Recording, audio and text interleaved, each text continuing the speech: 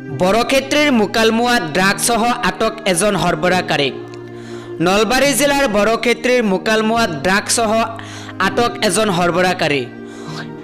এক গোপন সূত্ৰৰ তথ্যেৰ ভিত্তিত চলোৱা এই অভিযানত এজন ড্ৰাগস সৰবৰাহকাৰীক হাতেলতে গ্ৰেপ্তাৰ কৰিবলৈ সক্ষম হয় আৰক্ষীয়ে।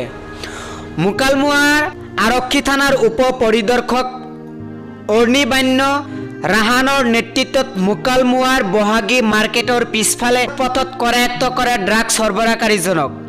ধৃত সৰবৰাহকাৰীজন হৈছে মুকালমুৱাৰ ডাঙৰ চুপাৰ নুৰ হুছাইন চৌধুৰী। ধৃত নুৰ হুছাইন চৌধুৰীৰ পৰা আৰক্ষীয়ে 10টা ড্ৰাগছ ভৰ্তি কণ্টেইনাৰ আৰু নগদ 2070 টকা জব্দ কৰিবলৈ সক্ষম হয়। ধৃত সৰবৰাহকাৰীজনৰ বিৰুদ্ধে ইতিমধ্যে ভাৰতীয় ন্যায় শতিকাৰ অধীনত এক গোচৰ ৰুজু কৰি অধিক তথ্যৰ বাবে তদন্ত অব্যাহত ৰাখিছে।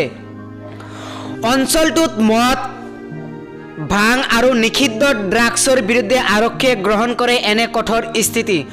আৰক্ষীৰ এনে পদক্ষেপক মুকালমুৱাৰ সচেতন ৰাইজে বহংগনীয় প্ৰশংসা কৰিছে। নলবাৰীৰ পৰা চানবৰ সহযোগত ৰিংকু ৰায় চৌধুৰীৰ ৰিপৰ্ট, অসম নিউজ লাইভ।